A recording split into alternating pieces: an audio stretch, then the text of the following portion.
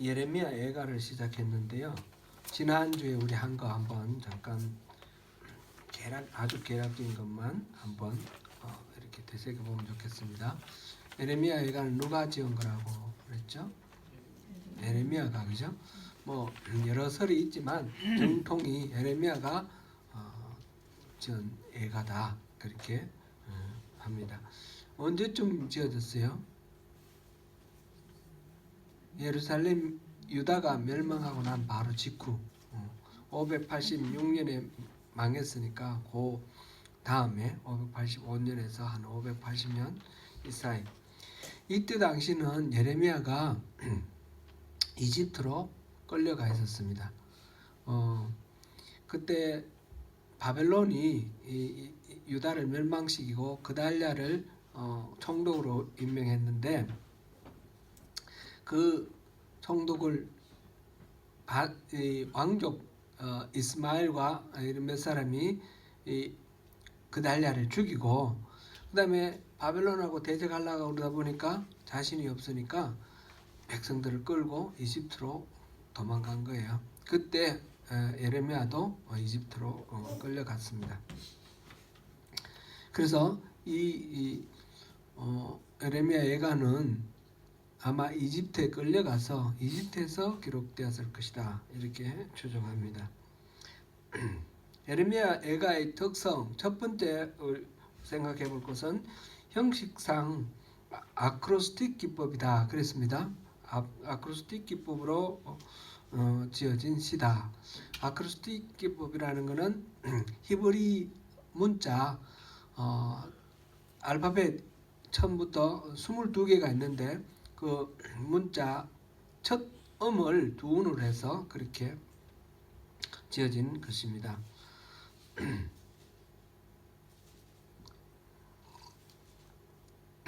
1절 알렙부터 시작해서 22절 타오까지 이렇게 알파벳 순으로 쭉 했다라는 거고, 이거는 우리가 알 수가 없는 거다 그랬습니다. 그죠?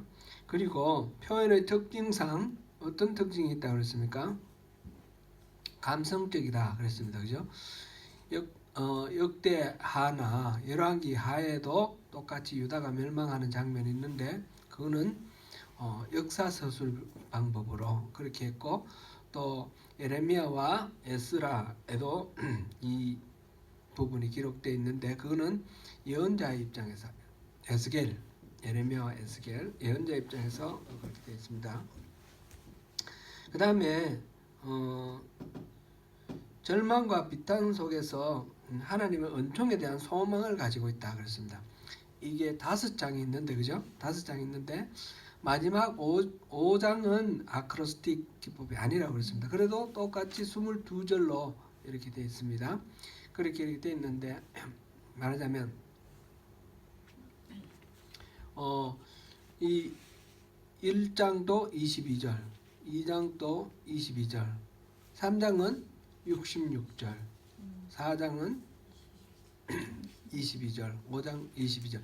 이 절장 붙인 거는 나중에 붙였어요. 그렇지만 이 자체가 시로 지어졌기 때문에 연과 행이 노래가 이 노래가 말하자면 5편이 있는 거예요. 5편이 있는데 세 행씩 한 연을 이루고 이렇게 해서 22개의 연이 된 거예요. 우리가 시라는 거 보면 이렇게 시가 하나 되려 그러면 이 덩어리들이 있잖아요. 그런 식으로 해서 22개의 연이 있었는데, 그거를 각각 절로 이렇게 나중에 붙인 거죠.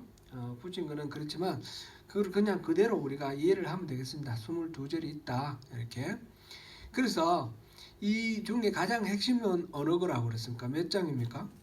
3장. 3장에 보니까 어떤 얘기가 있었어요? 소망이 있었습니다. 그죠? 소망이. 그 절대적인 슬픔과 고통, 고뇌가 있는 가운데 3장에 보니까 소망, 하나님에 대한, 하나님께 그 단식하면서 소망을 이렇게 표현하고 있는 것입니다. 그것이 이 예레미야 애가의 특색입니다. 그래서 이거를 우리가 3장까지 읽으면 거의 다 뭐 이렇게 내용이 다 나온다 할 수도 있겠는데 4장과 5장은 그것을 이제 뒷받침하는 그런 입장으로 이렇게 우리가 이해하면 되겠습니다. 1절부터 4절까지 봤죠. 우리가 내용을 봤는데 1절에서는 현재의 모습과 과거의 그 위용을 이렇게 비교하면서 설파하는 그런 내용이었습니다. 인구도 옛날은 많았는데 지금은 거의 뭐 사는 사람이 없고 그런 상황. 성의 위용도 옛날에는 화려하고 강했는데 지금은 너무나 보잘것없고 초라한 그런 상황. 그리고 과거에 누렸던 영화와 지금 상태. 과거는 공주 같았다 그랬어요. 공주 같다. 지금은 뭐 같다고요?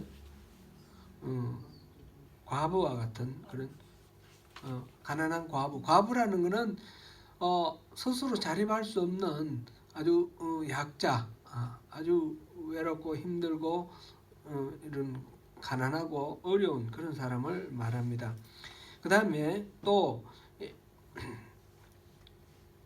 옛날에는 그 이방나라의 옛날에는 공주와 같았는데 지금은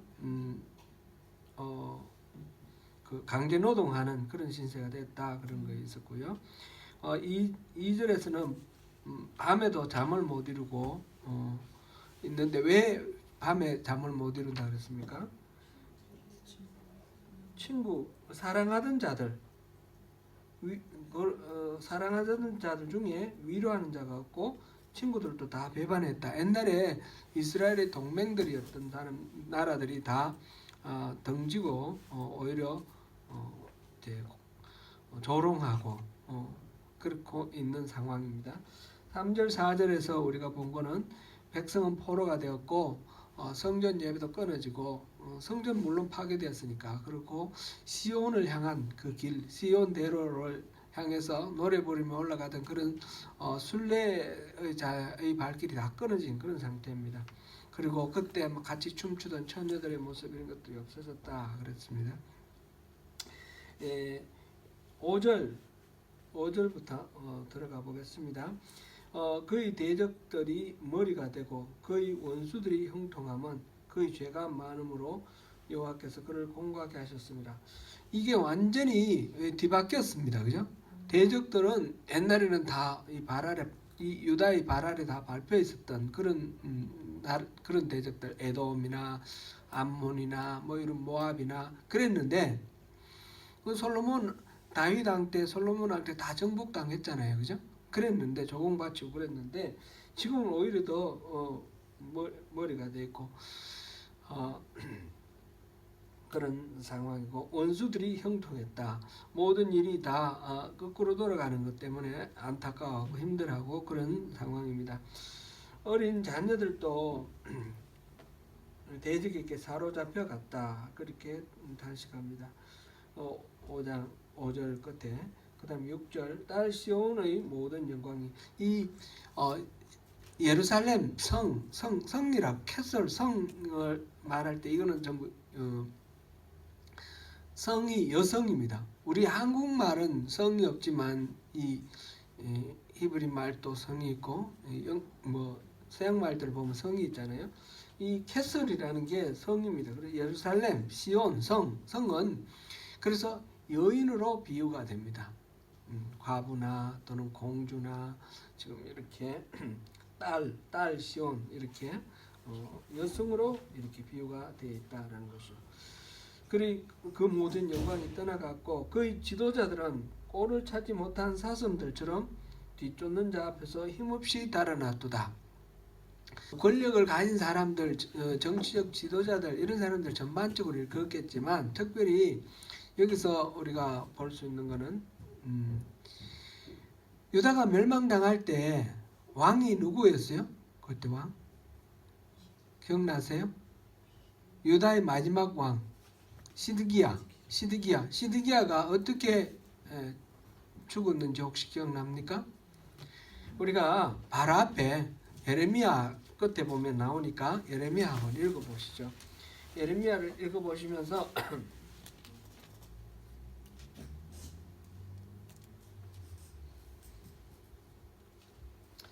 어,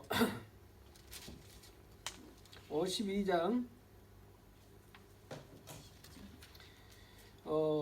다 읽어볼 수는 없으니까 4절부터 한번 읽어보겠습니다. 4절부터 읽어가지고 10절까지 한번 읽어보겠습니다. 4절부터 시작. 시드기야 제9년 열째 달 열째 날에 바벨론 왕 느부갓네살이 그의 모든 군대를 거느리고 예루살렘으로 올라와서 그 성에 대하여 진을 치고 주의 토성을 쌓으매 그 성이 시드기야 왕 제11년까지 굴이 되었더라. 그의 열째 달 9일에 성중에 기근이 심하여 그 땅 백성의 양식이 떨어졌다. 그 성벽이 파괴되며 모든 군사가 밤중에 그 성에서 나가 두 성벽 사이 왕의 동산 경계로 도망하여 갈대아인들이 그 성벽을 섰으므로 그들이 아라바길로 가더니 갈대아 군대가 그 왕을 쫓아가서 여리고에서 시드기야를 따라 잡으매 왕이 모든 군대가 그를 떠나가는지라 그들이 왕을 사로잡아 그를 함하다. 리블나에 있는 바벨론 왕에게로 보내매 그가 시드기야를 심문하니라.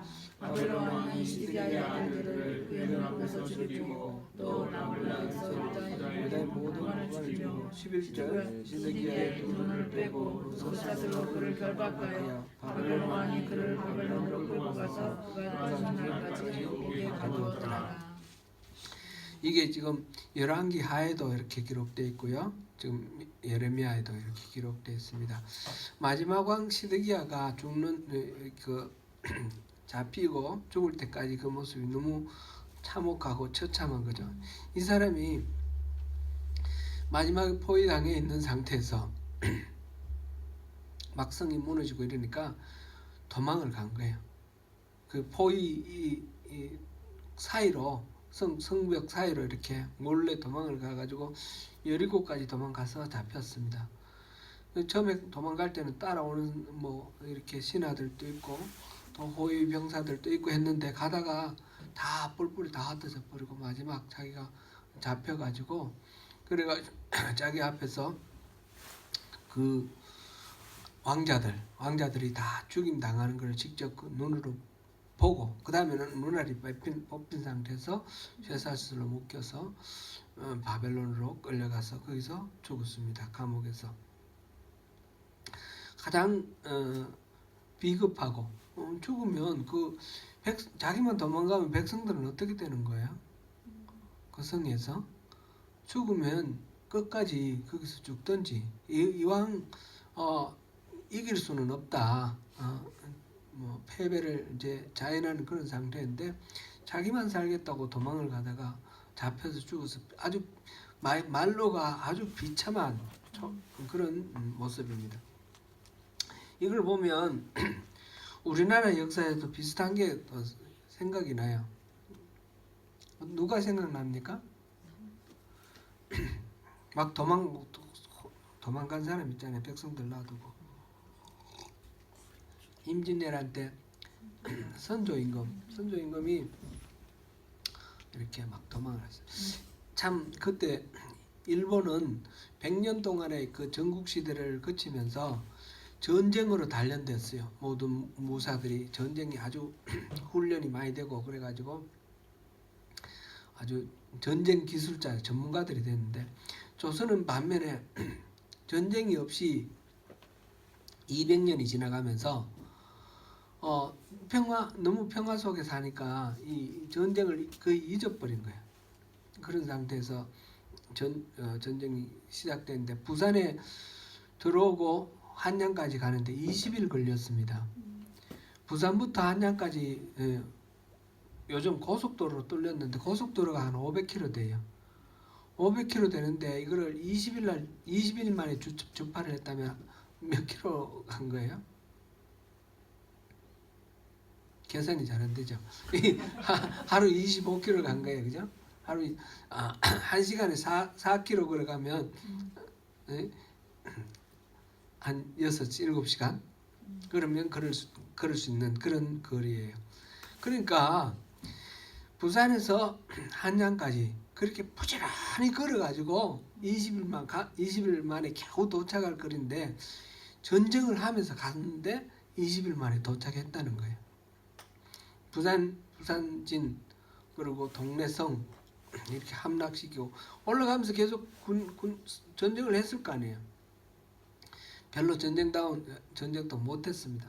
저 이일 장군이라고 저 여진족 무찌르고 아주 훌륭한 장군, 유명한 장군이 있었는데 상주에서 이 죄송합니다. 일본군의 선봉장 고니시 유키나가 잡으려고 거기서 있다가 그냥 완전히 싸움도 못 해보고 그냥 지리멸렬 도망갔죠. 나중에 신립장군도 이름 많이 들어보셨죠? 유명한 장군인데 이 사람도 여진족을 아주 많이 물리치고 그런 아주 명장이었는데 충주 탕금대에서 배수의 진을 친다 그러면서 그래가지고 순식간에 그냥 전멸을 당해버렸어요.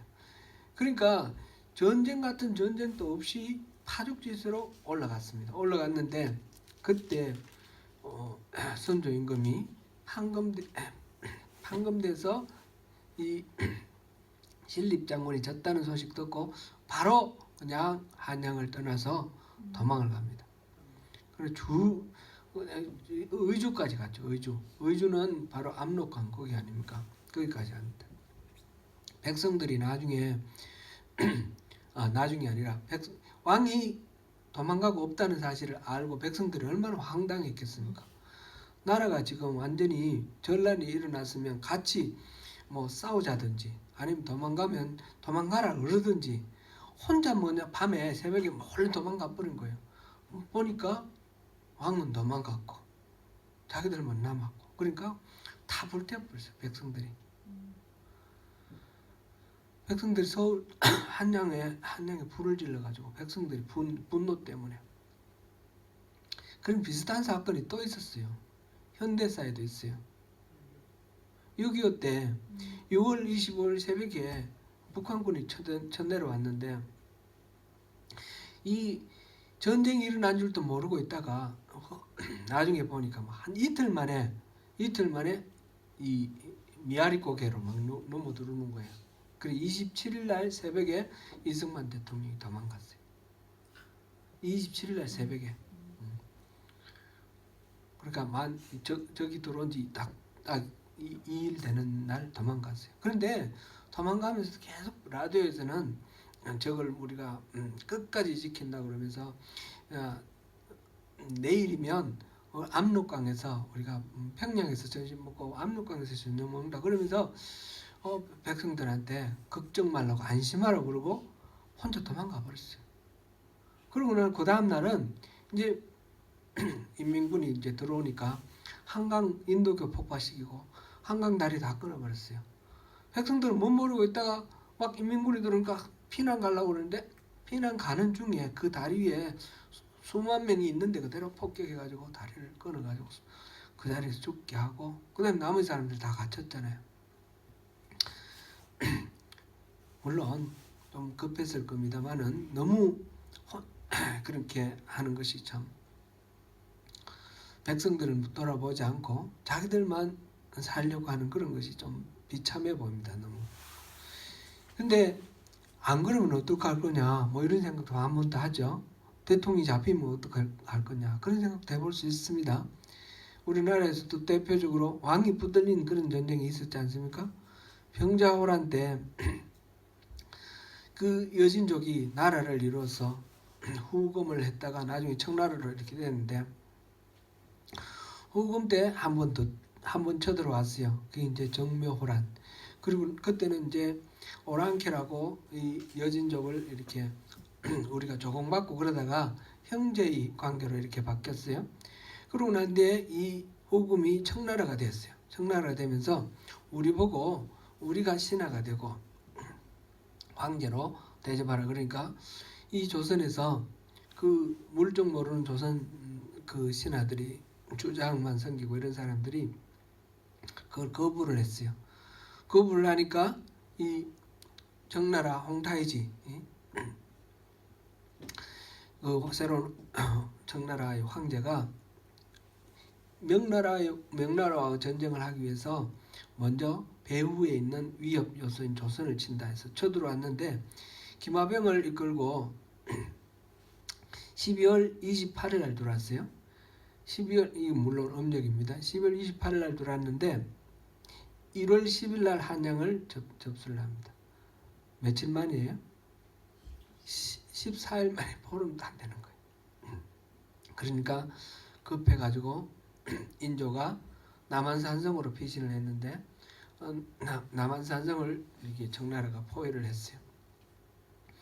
그리고 2월 24일 날 항복을 하는데 왕이 잡혀버리니까 나라가 전체로 통제로 넘어가는 거죠. 그러니까 왕이 도망가는 거를 뭐라 그럴 수는 없어요, 그죠? 왕이 일단 일본은 임진왜란 때 일본은 왕은 도망 안 갈 거라고 생각했어요. 일본에서는 전쟁 치면 성주는 절대 도망 안 가거든요. 전쟁이 지면 할복하고 죽고 백성들은 접수되고 이렇게 되니까 조선도 왕이 죽으면 조선 전체를 이제 접수하려고 그랬는데 왕이 다 도망가 버리니까 왕을 못 잡아서 일본이 조선을 결국은 접수를 못했습니다. 이걸 보면 이 지도자가 피하는 것은 정상이고 한데 백성들하고는 백성들에 대한 아무런 대책이 없고 그냥 사지로 내던져주고 내던져버리고 그냥 도망가는 것은 그거는 또 여러 가지로 많이 우리가 생각해 볼 것이 있습니다. 시드기야가 지금 도망가는 모습이 너무너무 비참한 모습이고 그래서 에레미야는 그것을 말하면서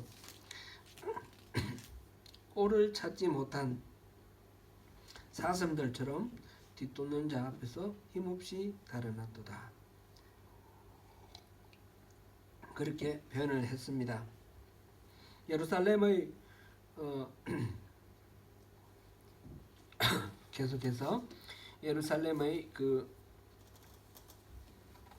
환난과 유리하는 고통을 당하는 날에 옛날의 모든 즐거움을 기억하였으며 막 이 비극적인 그런 재난을 당하고 사람들은 수많은 사람들이 죽고 포로로 끌려가고 그런 상황 속에서 옛날의 모든 즐거움을 기억하였다. 이 과거를 회상하면 회상할수록 더 어떻습니까? 기쁜 게 아니라 슬프고 고통스럽고 그렇습니다. 그를 돕는 자가 없었고 대적들은 그 멸망을 비웃는다 그랬습니다. 그래서 이 예루살렘, 이 유다가 멸망하고 특별히 예루살렘을 주인공으로 이렇게 삼았습니다. 예루살렘이 이렇게 완전히 멸망한 그 이유를 8절에서 보니까 예루살렘이 크게 범죄함으로 조속거리가 되었으니 전에 그에게 영광을 돌리던 모든 사람이 그의 벗었음을 보고 업신여김이여 그를 탄식하며 물러가는도다. 다 옆에 사람들이 이제 이 망해가는 예루살렘을 보고 조롱하면서 손가락질하며 웃는 그런 모습입니다. 그의 더러운 것이 그의 옷깃에 붙어 있으나 그의 나중을 생각하지 아니하며 그러므로 놀랍도록 낮아져도 그를 위로할 자가 없도다.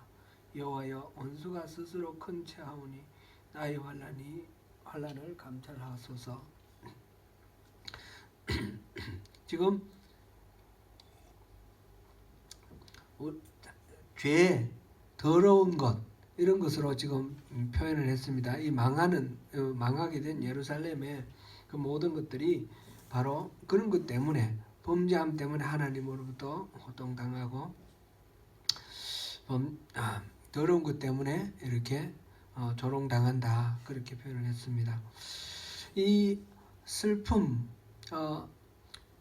나라가 이렇게 위기를 당했을 때 위정자가 자기만 살 궁리를 하고 도망가는 거 그런 것 때문에 겪는 백성들의 고통 이런 걸 생각하니까 전쟁마다 그런 일들이 있었죠. 전쟁마다 그런 일들이 있었고 또 최근에 또 있었던 일이 또 생각납니다. 오늘이 4월 며칠인가요? 4월 13일인가요? 14일인가요? 4월 16일 날 2014년 4월 16일 날 이런 세월호 사건이 있었죠. 세월호 사건이 있었는데 400뭐 12명인가 그런 400 제가 적었는데 476명이 탔군요. 476명이 배에 탔는데 그런 큰 배, 페리 같은 그런 큰 배죠. 그 배가 좌초 이제 침몰을 하기 시작하는데 조난 신고하고 침몰하는 이 과정 속에서 304명이 죽었습니다. 시신을 수습하지 못한 사람이 5명이라 그러니까 시신 확인한 사람은 299명이겠죠. 그러니까 172명이 살았습니다. 전체 31%가 살았고 나머지 69%가 죽었는데 그날 뭐 아주 풍랑이 심하게 뭐 쳤다든지 태풍이 불었다든지 그런 게 아니고 여러분들도 다 그 뉴스 보았을 겁니다. 그곳은 뭐 맹골수도 그래서 물길이 빠르다 그러는데 파도가 없고 고요했어요. 그죠? 그 수많은 배들이 옆에서 둘러서서 구조하려고 모여 있었고 그랬는데 그 300명 넘는 사람이 그래 구조를 못 받고 죽었다는 거죠. 그게 옛날 얘기가 아니고 2014년에 다른 저 미개한 어느 나라가 아니라 대한민국 세계에서 경제 OECD 나라에 들어갔고 경제력으로 10위 안에 들어가고 군사력으로 뭐 5위다 6위다 그런 아주 세계적인 강국인 대한민국에서 그렇게 너무 어처구니없이 많은 사람들이 죽었어요. 그 죽었을 때 구조하는 그 광경 속에서도 뉴스를 봤을 때 너무너무 답답했고 그 이후에 사후 처리하는 것도 너무너무 답답했어요. 뭐가 원인을 뭐 어디서 문제가 생겼는지 원인을 빨리 파악을 해서 다시는 이런 일이 벌어지지 않도록 그렇게 원인을 규명해야 되는데 원인 규명을 못하게 하는 거예요. 그죠? 원인 규명을 못하게 하고 지금까지 원인 규명이 정확히 안 됐어요. 뭐 변침이 급작스러운 변침으로 침몰했다 그러는데 그게 그렇게 큰 배는 급작스럽게 변침이 안 된다는 거예요. 여러 가지로 봤을 때 아직 풀리지 않는 수수께끼들이 많습니다. 어떻게 그렇게 됐을까? 그리고 왜 구조할 때 왜 그렇게 구경하고 구조를 안 했을까? 뭐 그 당시는 이 뭐 한미 연합 무슨 군사 훈련 했을 때인가요? 그리고 미군이 함대가 와가지고 그 전문적인 구조 대원들도 있고 그래서 구조하겠다 그랬는데 노 했어요. 우리나라에서도 뭐 통영함인가 그 구조 그런 배가 있었는데 그것도 쓰지 않았습니다. 여러 가지로 왜 저렇게 그 176명이 구조됐는데 그것도 대부분이 반 이상이 민간 어선이 구조를 했어요. 해경이라든지 여기서 그렇게 소극적으로 하는 거죠. 이 헬리콥터가 가가지고 그 아이들한테 배가 이렇게 불안정하니까 움직이지 마라 그렇게 말을 했지 않습니까? 탈출하라는 명령을 끝까지 안 했다는 거 아닙니까? 그런데 누구도 가서 탈출하라 빨리 빠져나오라 그런 얘기를 안 한 상태로 그 많은 사람들이 죽게 하는 그 과정이 납득이 잘 안 되는 거죠. 근데 이 촛불 이 시위 일어나고 그럴 때도 세월호 그게 아주 중요한 이슈가 됐었는데 문재인 정부가 들어와서도 세월호 이거는 아직도 여전히 원인 규명이 안 되고 있어요. 지난번에 무슨 재판을 했는데 모두 다 무죄예요, 무죄. 저기 안산에 전부 안산 단원고 학생들이니까 그 과정 속에서 교회도 너무너무 우리가 회개를 해야 될 부분들이 너무 많습니다. 목사님들이 함부로 말하고 그 희생자들 가족들 중에 교회 다니는 사람이 우리 인구 비율을 봤을 때 최소한 25%는 될 거 아닙니까? 그러면 그 많은 그 크리스찬들이 있는 거예요. 그 안에 희생자들 가운데. 그런데 교회에서 함부로 얘기를 하고 그래가지고 이 희생자들 가족이 교회를 못 간다는 거예요. 교회를 가면 처음에는 뭐 배상금, 보상금 그런 얘기하는 게 이 자식이 죽었는데 돈 얘기하면 그게 얼마나 가슴 아픈 얘기예요. 나중에는 이게 이제 진상 조사를 요구를 하고 특별위원회를 구성하라 그러고 특별법을 제정하라고 그러는 과정 속에서 정부하고 대립하면서 이 좌경이다, 빨갱이다 그런 식으로 이제 몰아붙이는 거예요. 교회에서도 그러는 거예요.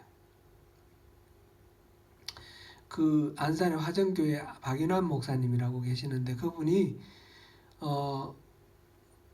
이제 교인 아이들이 이렇게 희생을 당했어요. 그래서 뭐가 해줄 수가 있는 게 없잖아요. 가서 뭐 건질 수도 없고 뭐 하니까 그래서 부모들한테 슬퍼하는 부모들한테 내가 해줄 게 뭐 있냐 물어봤더니 예배만 해달라고 하는 거예요. 그래서 예배를 해주고 그런데 다른 교회들이 전부 이상하게 하니까 이 박인환 목사님한테도 계속해서 그렇게 하면 안 된다. 교회에서 그렇게 하면 안 된다. 그러면서 이 희생자들을 돕고 같이 예배하는 것을 못하게 자꾸 옆에서 입을 대는데 이분은 계속해서 우리가 할 거는 예배해 주는 것밖에 없다. 그래서 계속 예배를 해줬어요. 그래서 희생자들 가족들이 다 이제 화정교회 다녀요. 물론 안 다니신 분들도 많지만 교회 갈 데가 없어서 이제 그 교회밖에 없다 해서 물론 그 교회만은 아니겠죠. 그런 교회들이 좀 몇 개 있겠지만 화정교회에 많이 온다고 그렇게 얘기를 들었습니다. 그만큼 공감의 능력이 부족하고 그 슬픈 자들을 슬픔을 뭐 어떻게 위로해주고 어떻게 그 슬픔을 극복할 수 있게 해주겠습니까? 슬픔은 정말 해결이 안 되는 부분이에요. 그때는 같이 있어주는 것 그것이 최상의 해결책입니다. 우리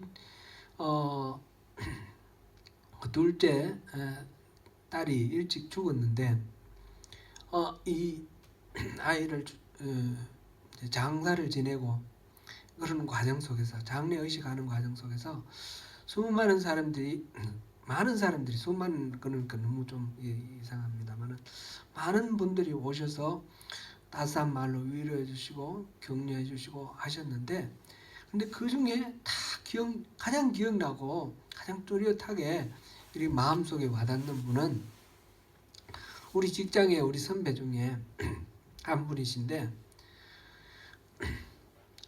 제 아내의 손을 잡고 아무 말도 안 해. 아무 말도 안 해. 이제 그렇게 아무 말도 안 하고 손잡아 주는 거. 그것이 저 사람에게도 가장 큰 위로가 되었고 저에게도 가장 큰 위로가 되었어요.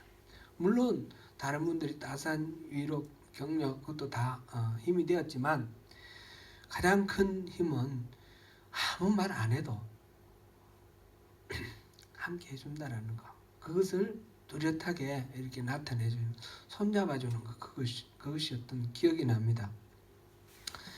세월호 그 희생자들 그 유가족들 지금도 너무너무 힘들어합니다.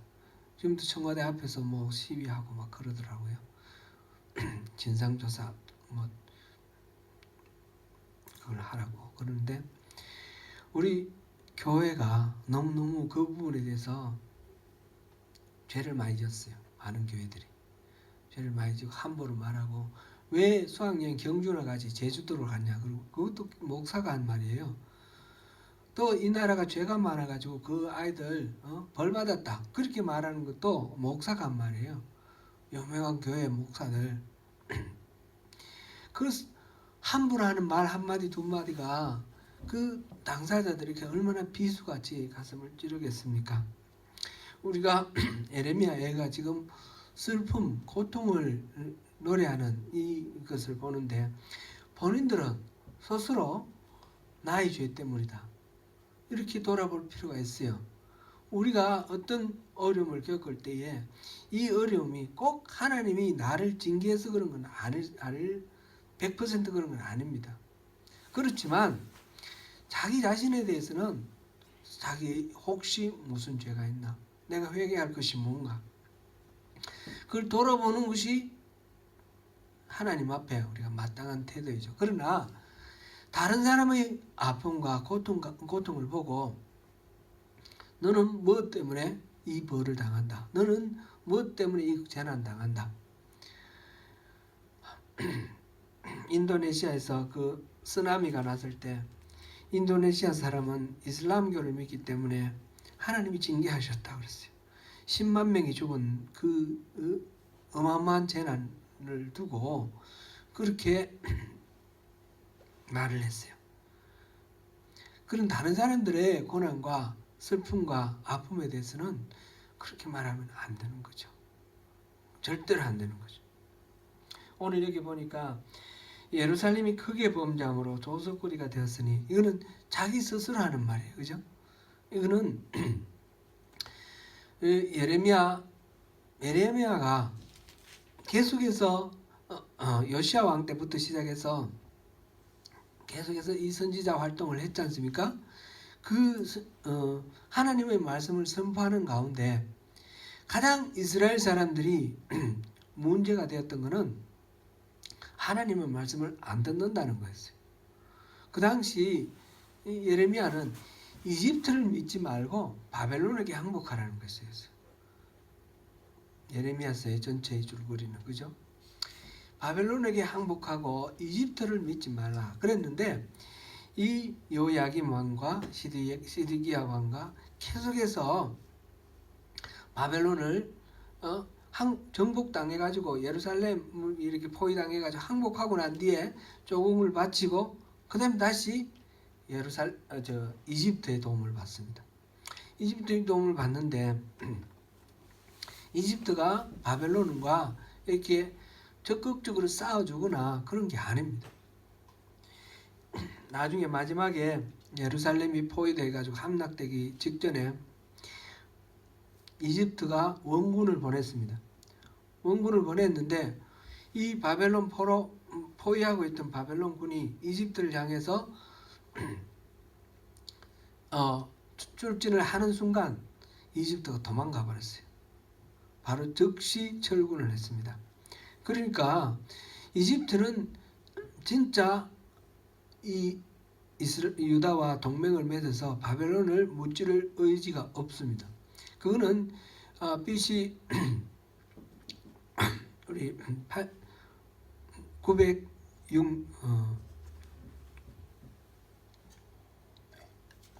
906년에 갈그미스 전투라는 게 있었죠. 갈그미스 전투에서 아수르가 이제 완전히 망하고 흔적만 남아 있는데, 이 바벨론이 너무 강해지니까 이집트가 아수르 잔존 세력과 결합을 해서 바벨론과 전쟁을 친 겁니다. 그랬는데 거기서 바벨론에 의해서 이집트가 졌어요. 그때 갈그미스 전쟁에서 지면서 그 다음부터는 완전히 바벨론과의 싸울 의사는 없는 상태입니다.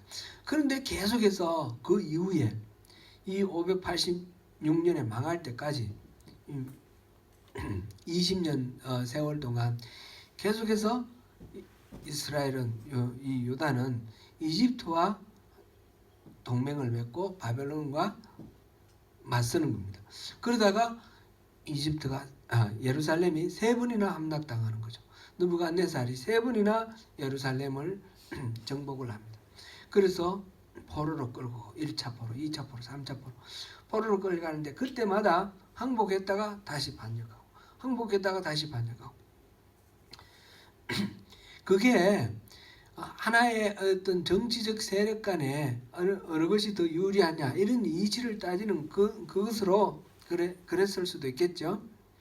그 계산이 잘못됐고 그것이 뭐 정확하지 않아서 군사력에 대한 어떤 계산이 틀렸다 이렇게 볼 수도 있겠는데 예레미야 선지자가 계속해서 얘기를 했잖아요. 이미 하나님의 그 계획을 바벨론을 지금 이제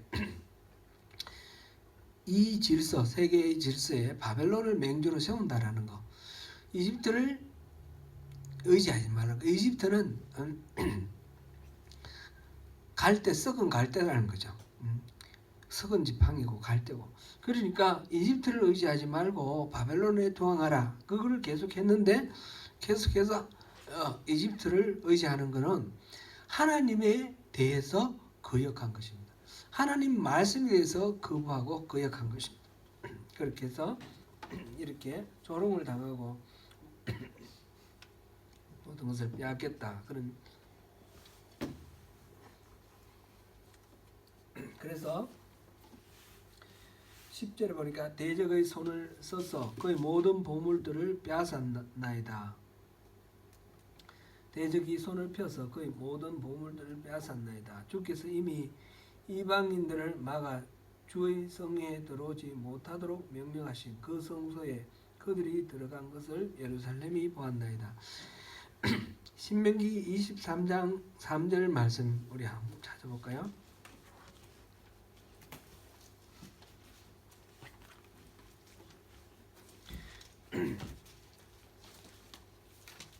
신명기 23장 3절에서 하나님은 이방인들은 이스라엘의 성회에 참여할 수 없도록 그렇게 하였습니다. 3절 암몬 사람과 모압 사람은 여호와의 총회에 들어오지 못하리니 그들에게 속한 자는 때뿐 아니라 영원히 여호와의 총회에 들어오지 못하리라. 여기서 암몬 사람과 모압 사람만 얘기를 했지만 모든 이방인은 여호와의 총회에 들어오지 못한다. 그런 의미입니다. 그랬는데 주의 성회에 이방인들은 들어올 수 없도록 그렇게 하나님이 명령하셨는데 그 성소에 이 이방인인 바벨론 사람들이 들어가는 것을 보았습니다. 들어가는 것이 아니라 짓밟는 거죠. 들어가서 모든 것을 다 파괴하고 그곳에 있는 모든 기명들을 다 들고 갔습니다. 약탈해 갔습니다. 그래서 이스라엘 사람들은 백성이 생명을 이으려고 보물로 먹을 것들을 바꾸었더니 지금도 탄식하며 양식을 구하나이다. 나는 비쳐나오니 여호와여 나를 돌보시옵소서. 이제 먹을 것이 없어서 죽게 되니까 금덩어리가 소용이 없는 거예요. 금덩어리 먹을 수 없지 않습니까? 금덩어리를 내놓고 보석을 내놓고 이 귀한 보물들을 뭐든지 다 주고 먹을 것을 구하는 그런 지경이 되었습니다. 1년 반, 만 1년 반의 포위로 인해서 물자가 들어오지 않고 완전히 양식들이 없어서 굶어 죽을 그런 상황이 되었습니다.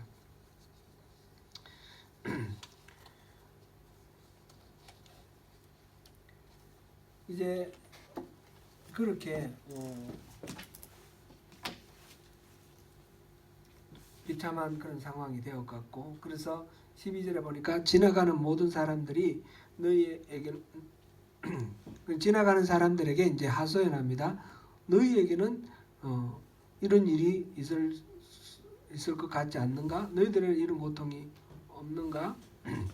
너는 아무 상관없는가? 이렇게 이제 한번 물어보라. 너희들도 진노하실 날에 나를 괴롭게 하신 것처럼 너희들에게도 그럴 수도 있을 것이다 하는 그런 이야기를 합니다. 그 다음에 계속해서 자기들에게 가해진 하나님의 진노, 하나님의 그 진노로 인해 고통스러운 것을 묘사하고 있는 것이 쭉 나와 있습니다. 나의 골수에 불을 보냈다. 골수는 이제 예루살렘을 말하는 것이고 나의 골수에 불을 보냈다.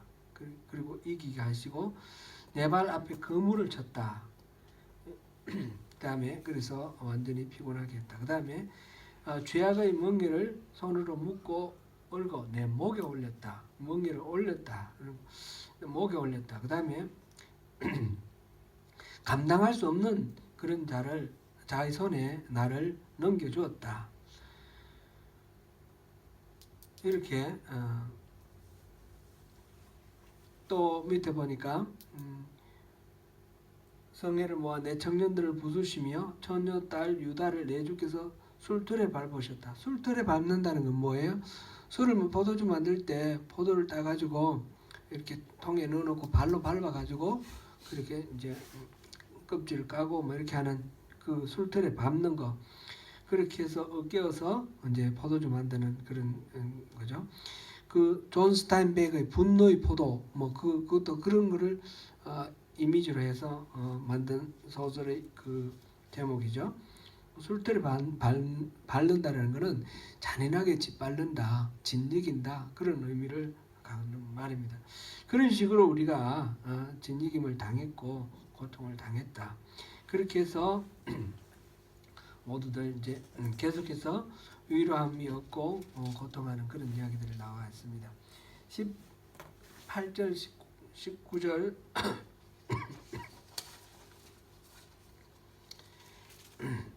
16절, 17절은 고통스러워 슬퍼하지만 위로한 자가 없다, 그런 말이고, 18절, 19절에 가서는 결국 우리의 나의 죄를 인정한다, 그런 이야기입니다. 우리가 명령을, 하나님의 여호와는 의로우시도다, 그러나 내가 그의 명령을 거역하였도다. 지금 이런 고통을 당하면서 하나님이 왜 그렇습니까? 원망하거나 하나님 이건 너무한 거 아닙니까? 뭐 그런 식으로 이의제기하는 것이 아니라 하나님 마땅하게 우리에게 내리실 벌을 내리십니다. 하나님은 어려우십니다. 우리가 하나님의 명령을 거역하기 때문에 달게 이 벌을 받겠습니다. 그런 이야기입니다. 19절에 내 사랑하는 자들을 불렀으나 그들은 나를 속였으며, 이게 이제 이집트와 연맹을 맺었는데 이집트가 구원군을 보냈다가 빼돌린 그런 것을 이야기를 하고 있습니다. 그 다음에 20절부터 22절까지는 그 환난 중에 그 아픔과 슬픔을 노래하면서 하나님께 호소하는 내용, 마지막으로 호소하는 내용이 지금 20절부터 22절까지 말씀입니다. 환난 중에 하나님께 호소하는데 첫 번째 거는 하나님께서 이 예루살렘이 겪는 이 고통을 좀 살펴달라, 그런 것이죠. 여호와여 보시옵소서, 내가 환난을 당하여 나의 애를 다 태우고 나의 마음이 상하오니 나의 반역이 심히 크미니이다. 내가 반역이 심히 크미니이다. 내가 하나님께 크게 죄를 지었습니다. 그래서 내가 지금 당하는 이 환난이 너무너무 무겁고, 그래서 애를 태우고 마음이 상하고 그렇습니다. 나의 상황을 좀 알아달라, 괴로움을 살펴달라, 그런 호소가 있고, 그 다음에 21절, 22절은 이런 고통을 당하는데 하나님이 직접 고통을 주시는 것이 아니라 원수들을 통해서 고통을 주시는 거죠. 바벨론을 채찍으로 지금 사용하고 있습니다. 그랬을 때 이 원수들 바벨론에 대해서도 그들이 하나님 말씀 잘 듣고 하나님 보시기에 발라서 그들을 우리를 징계하는 그런 존재로 쓰는 거 아니지 않습니까? 그들에게 있는 죄를 보시고 그들을 또 하나님이 진노하실 때 우리가 당한 이거와 똑같은 그런 벌을 받게 하나님 그들에게도 진노를 내려주십시오. 그런 내용입니다. 21절, 22절 한번 읽어보겠습니다. 같이 읽습니다. 그들이 내가 간식하는 것을 들었으나 나를 위로하는 자가 없으며 나의 모든 원수들은 내가 재난당하는 것을 듣고 주께서 이렇게 행하신 것을 기뻐하니이다. 그러나 주께서 그 선포하신 날을 이르게 하셔서 그들이 나의 같이 되게 하소서. 그들의 모든 악을 저 앞에 가지고 오게 하시고 나의 모든 죄악들로 말미암아 내게 행하신 것 같이 그들에게 행하옵소서. 나의 탄식이 많고 나의 마음이 병들었나이다. 아멘. 그들에게 있는 모든 악 다 갖고 나와서 내가 악한 것 때문에 벌 받았던 것처럼 그들도 똑같이 벌 받게 하십시오. 이게 이제 마지막 주님에게 향한 그런 탄식입니다. 호소입니다. 하나님은 모든 불의와 악에 대해서 공의롭게 판단하시는 분입니다. 죄 가운데 거하면서도 우리가 아무 문제가 없다 그렇게 생각하면 안 됩니다. 죄 가운데 거했을 때 바로 자신을 돌아봐야 됩니다. 지금 이 에레미야가 이거 우리가 지은 죄 때문에 주님이 주시는 그런 고통이다. 우리가 그 때문에 망했고 죽고 포로로 끌려가고 이런 환난을 당하고 이런 슬픈 지경에 놓였다라는 것을 인정을 합니다. 그런 가운데서 또 깨닫는 것은 이걸 통해서 하나님이 우리를 완전히 진멸해 버리려고 이 고통을 주시는 것이 아니라 이 죄를 회개하게 하기 위해서 이 고통을 주시는 것이다. 그렇게 생각을 합니다. 그래서 하나님께 호소를 하고 우리를 이 아픔을 돌아봐 주십시오. 그게 20절 말씀이고요. 그 다음에 이 원수들에게도 똑같이 벌을 내려 주십시오. 그게 21절, 22절 말씀이고요. 이렇게 주님의 진노는 누구에게나 있을 테니까 우리 자신의 어떤 죄를 돌아보고 돌이켜서 하나님의 그 마음을 이렇게 누구를 때릴 수 있도록 그렇게 하자는 그런 말씀입니다. 지금 복수에 대한 이야기가 21절 22절에 표현되어 있고 뒤에도 복수 이야기들이 많이 나옵니다. 그런데 시편에서도 보면 그 단식 시들, 원수를 미워하는 저주하는 시들 이런 것들이 많이 나오죠. 근데 그런 것들이 내가 그 원수를 갚고 내가 저들을 어떻게 하겠다 그런 이야기는 아니에요. 그래서 이 복수하고 싶은 마음 이거조차도 하나님께 올려드리는 겁니다. 내가 복수하고 내가 징계하고 이런 것이 아니라 그것조차도 하나님께 올려드리고 지금 여기에서 22절에 그들의 악을 끌고 나와서 하나님이 진노를 그들에게 풀어주십시오라고 말씀하시는 그렇게 호소하는 이 기도를 통해서도 이것조차도 하나님께 온전히 맡기겠다 그런 마음입니다. 하나님의 공의와 긍휼을 바라면서 우리가 이 슬픈 상황 우리에게 어떤 상황이 있더라도 그 슬픈 상황 속에서 우리가 절망하거나 낙심하고 포기하고 주저앉는 것이 아니라 하나님의 뜻 안에서 또 다시 일어날 수 있는 그런 것이 될 수 있도록 우리가 하나님의 은혜를 구하고 나가야 되겠습니다.